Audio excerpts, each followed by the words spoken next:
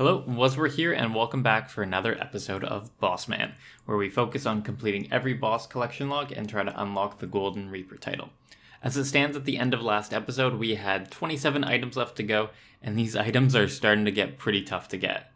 This episode is going to mainly focus on me learning Elite Dungeon 3 in solo mode. I had done 3 solos during the first couple days of the boss's release back in 2019, but I never really got into it, and I've done my fair share of duos and trios, about 45 in total, over the past couple years, so I know the general mechanics, just not how they apply to solo mode, so it'll be an interesting time to learn the boss. Before we get into the meat of the episode, we got some housekeeping to do. On episode 18, we had a giveaway for the Greater Barge Codex. This was won by Wate, at least I think that's how I'm supposed to pronounce his name, and here's me trading it over. The idea behind the giveaway with this series is that the final item of every collection log is given away to someone who is subscribed to the channel. So make sure you subscribe to have the best chance of winning future giveaways. One of the last items that I wanted to buy was a Terrasar Maul. Its main use at this point is within Elite Dungeon 3 as its special effect works on both Terraket and Ambassador. It's regularly a T80 weapon, but against range classed enemies, it acts as a weapon with T97 damage and approximately T91 accuracy, though that varies with what boosts you have. Basically, it's the best in slot two-hand weapon at ED3, as long as you have a separate thing for clearing out the dungeons like a Nox Scythe. Unfortunately, I bought this at its absolute peak of 800 mil, so I spent about 150 mil more than I needed to, but oh well, I have it now. In terms of augmenting it, we threw on some extra perks I had lying around in the bank from failed combo attempts with Aftershock 4, Ruthless 1, and Precise 6, Equilibrium 1. And with that out of the way, I think I'm ready for the Shadow Reef. So I put together a little bit of a preset here, a lot of gear switches. I'm like kind of afraid to look at my death cost here. Oh, really? Only 9.1 mil. I was expecting it to be higher. I guess I don't have flanking and I don't have the Eldritch. So that kind of brings the death cost down. But we have in our weapons, we have our Scythe for AoEing the mobs. We have the Zeros Godswords for ZGSing and two-handed against single targets, so the bosses. Then we have our Terrasar Maul for when the special effect works, which I believe is on bosses 2 and 3, so on Ambassador and Terraket. And then we have the Kopeshes for dual wielding whenever we want to dual wield. Luck Ring to help us out with drops at the end of the kill, because it moves it from 1 in 55 to 1 in 54, so even though it's really only a 1% increase, it actually ends up being like closer to 2% because of how the rounding system in Runescape works. And then we have a Salve Amulet, which we're going to be using against the second boss because that makes our damage so good. And then the one last thing we need to do, which I always forget, is this Undead Slayer Codex needs to go down in this little spot. Because I rotate that based on whichever thing I'm killing, whether it's undead monsters or dragons. But let's try out an ED3 run. But before we go in, we got to look at the chest. I did do one trio run with my friend, so that's why there's a little bit of stuff in here, but we're going to let this stuff stack up and see how high we can get this value. I think with this chest, because I'm not going to take out the Eldritch pieces until we're done, like this could be a 2, 3, maybe even 4 bill chest, depending on how lucky we get. Yeah, I honestly have no idea how to do this boss in solo, but I've done it enough times in larger teams that I feel confident about it. Never mind. GG 8 mil. I forgot that ZGS spec drags you in. There we are, 203, new PR. And that'll drop down very quickly as we navigate through this boss and just get a little bit better for it. Drop wise, we only got 7 Onyx Dust. And generally with these bosses, like, there's nothing to look forward to except for getting closer to killing Ambassador. So for this second boss, we're going to be using the Terrasar Maul. Its special ability works here, so we're going to be doing a lot of damage and probably hitting a lot of 12Ks here. Like, this is a lot slower than we can do. I just wanted to take this first one, like, really slow. It'll give me some props later on when I start beating my PRs. One item I did forget to bring that is very vital for melee DPS is the Trim Masterwork Spear of Annihilation. It has the ability to, let's just say, make bleeds very powerful as it increases the duration of bleeds by 50%. So stuff like spinners or like single target DPS, it's very good.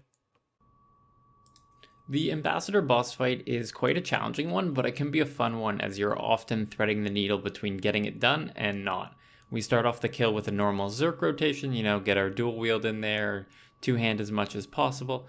And the first special is this little purple smoke that we put down. You want to put down in a place where it's not going to get in the way. Then he's going to spawn up his own black hole, hit it with a stun, and DPS back onto Ambassador.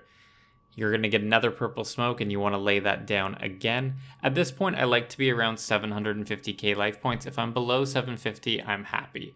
He spawns out 6 spinners, and at this point, you want to swap to dual wield and your spear, because it really helps out with getting the spinners, as you can deal a lot of damage very quickly, and for Slaughter, you can use the kick ability to make sure he walks. Realistically, every time you should be able to pretty cleanly get 5 of them done, and you can try to get the last one, but I don't bother because we can just use Disruption Shield. Zerk again and barge him, and then make sure you use Disruption Shield right as it blows up so that you can block the big 10k hit. Especially when you're Zerked, it's like almost an insta-kill. More smoke coming down. I placed that one very poorly. And now at this point, we just need a DPS to 550k. Because once we're 550k, it swaps over to the next phase and won't do the spinners again, saving us a ton of time. Now there's these minions that spawn, and you can't actually attack these minions. They have just way too much HP, so they're just kind of there to ignore. You put on your range protect and you let them hit you and hope they proc your enhanced devoted. At 400k, Seryu's going to spawn and he's going to heal you up to full HP. So you can take advantage of this by not using food or like having a Zerk ready around that time so that you end up at low HP. I didn't do a good job of it now, but once he hits 400k, he starts this process of the arms around the arena, and there's 2 different color orbs that go towards Ambassador. There's the black ones and the white ones. The black ones hit you for 150 damage, while the white ones heal Ambassador for 2500, and if you're in the way of it, you get black ones. So you want to make sure you're always in the way of Ambassador. There is a way to get under him and block all of them without having to run around, but I haven't figured that out yet. For the second one here, I caged because my HP was really low, so I needed a big heal. And between everything, between soul splitting while I was cated and using resonance, I was able to get my HP up, and I can flip back to Devo for this third one. Usually on most of my kills now, I'm only getting 2 cycles of the Mage Barrage, but that's our kill, and for our first one back here, 540 is not terrible, and I will take it. With our ED3 solo going off with only a couple hitches, it's time to swap back over to Rise of the Six. As mentioned last episode, Rots is a lot of fun when it's just hanging with the gang and doing some PVM in the background. There's always a funny death, and the shield drop rate is common enough that you're bound to see at least 1 shield per hour. All in all, good fun. We need a Merciless Kite Shield and a Malevolent Kite Shield to complete off the log here. Oh, duplicate. It's 12 mil at least. It's my second Venge. Oh, 14.6 mil? Oh my god.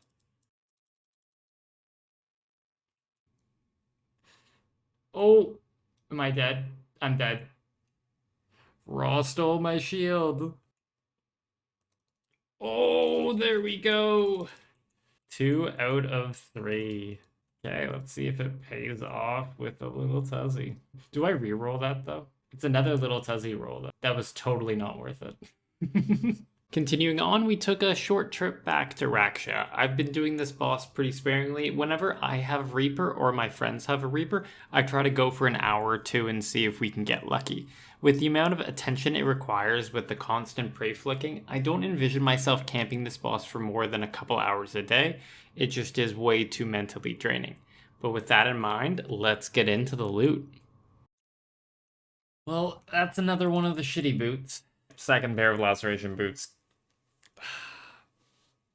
Unfortunately, we couldn't pick up the fleeting there. That would have been really nice. The good news is these are so cheap, I can just plop them right in the loot tab. Oh, we've done like We got both bad boots today. Whoa. That's 3 shitty boots in 2 days. Still a PR, but I absolutely threw on the final phase. 329. Like, it's money, so like I don't want to be angry, but at the same time, like this is my 4th Vesta Spear. So if the game could just give me like that in hammers, that would be like so much nicer. Ooh, a Vesta Longsword. I think that's new. Only 800k. Please be new. Please be new. It's been so long since I got a unique. Yes. Oh, 4 more items to go. What's our rev, Casey? We are 17,080, I guess, 2 revs. And when I got this, my 25th item, that was, I want to say I was around 10,000 revs. So it's been a while, but 4 items to go. I am so happy I logged in to do revs today. Yeah, Vesta Chain. Ho, ho, ho, ho, ho. Let's go. That's 2 knocked out this trip. Oh, 3 to go. Zuriel Rope Top, Zuriel Staff, and Morrigan's Leather Body to go. Let's freaking go. So we've done a couple Ambassador solos, and I'm starting to get a little bit of a hang of it. Right now, we're at 48 combined KC. Our next, I guess, mini goal is going to be getting up to 60 KC. With 60 KC, we then get to 1 threshold, which means the pet drop rate goes from 1 in 300 to 1 in 150. At that point, we're going to be using all of our Death Touch darts. So that means we need to run through the entire dungeon 11 times. And then we just throw a dart at Ambi and whatever happens, happen. And hopefully between the 12 solos getting up to 60 and then the 11 more solos after that, that's 23 total, we get a drop. But it's not necessarily guaranteed as the drop rate is 1 in 55. New PR, 532. What was our drop? 46 reinforced bones. Not bad. Ooh, 518. Still bad drops. Like those Blackstone arrow tips are not expensive. A single Blackstone arrow tip is 891 GP. So 130 here at the Snake Man. I don't think I'll get that much faster than that. I hit pretty well, did what I wanted to do with my rotation, so somewhere around there is going to be my PR, I think, at least in solo. Ooh, hoo, hoo. I hate getting beams here. Oh. Stupid effigy. At least it's a bonus drop and didn't overwrite our regular drop. Anything that like the luck of the dwarf shines, get a little spooky, but that's kind of good drop. We are going to be making 1 change to our perk setup, and instead of our Precise 6 Equilibrium 1 we have on our Terrasar Maul, we're going to throw on Precise 6 Undead Slayer. That way we get the damage boost against Terracat. I will lose E1 on Ambassador, but overall I don't think it's that big of a deal. Luckily we have a ton of Armadillo components from our Spiritual Warriors that I did a long time ago. You can see like all of the God Wars Dungeon 1 components I have like 80 to 100 of. And then if we throw in a undead component and a living component, it gives us about a 60% chance of getting Precise 6 Undead Slayer. So within the 3, we should get it. We got it first try. And our Terracat times are going to be really important once we get the 60 KC and we're going through the darts, because Terracat's going to be the slowest part of the entire dungeon. 510 PR, like 1 point something mil. Probably got like 3 to 4 mil the whole dungeon. Please let me turn off treasure hunter keys. Hey, 252 Terracat. That's probably going to be around my peak, at least until I swap over to something like adding an extra Zerk in there, but it's a little spooky right now to Zerk. And there is 60 KC at Ambassador. If we look, we have 43 groups and 17 solos. Add those 2 numbers together, and that's 60 KC. So we're now at a threshold, and the pet drop rate is 1 in 150. And I have 11 Death Touch starts in the bank that I'm going to use. We're going to go ahead here, use our Death Touch start with our Luck of the Dwarves on, and hope for the best. And we got 29 Blackstone arrow tips. The good news is we got 10 more of them. Dart number 2. 20 Onyx Dust. I regret everything. And the last dart of the hour, what's that gonna get us? Oof. Blackstone arrow tips. This is absolutely awful. Hey, at least we got an onyx. Oh, crystal keys on the ground made me think we got something. Another dart. Another 5 blackstone hearts. Oh, the double dust made me think I got something, but that's actually not a terrible drop, like 2 mil. Last dart. Let's see what we get. Hopefully good luck to one up them who just got a codex. Oh, we got the double message, but congrats on codex, guys. That's going to be end of our ED3 for this episode. We got ourselves up to 60 KC and then used 11 darts on Ambassador. So in total, it was about 25 runs. No drops yet, but we're not at drop rate, so I really don't want to complain too hard yet. I was pretty negative throughout those darts, but it just feels bad.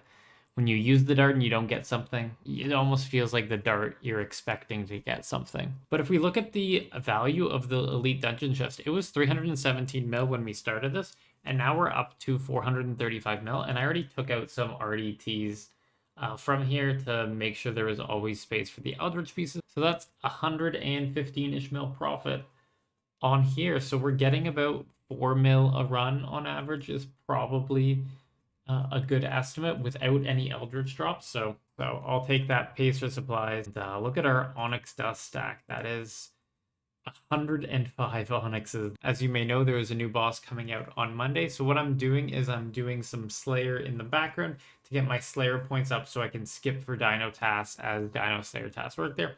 So I want to get to 2250. Then I'll have my full... Once I get to 2250, I'll have about 1500 points to be able to spend on skipping tasks. And with the 120 Slayer perk, don't need to worry about having too many points to skip, as about every 5 tasks, you'll get the 120 cape proc. So each task costs about 150 points to get. And that's going to do it for this episode of Boss Man. This episode, we made a sizable dent in our remaining items, going from 27 to 24 left by getting the VLS, the Vesta Chain, and the Merciless Kite. Next episode, we're going to have even more items to get as the Rex Matriarchs are coming out, and a new log means easy first items to get. I want next episode to be mainly focused on those bosses, and I'm looking forward to grinding out that log. Take care, and I'll catch you in the next one.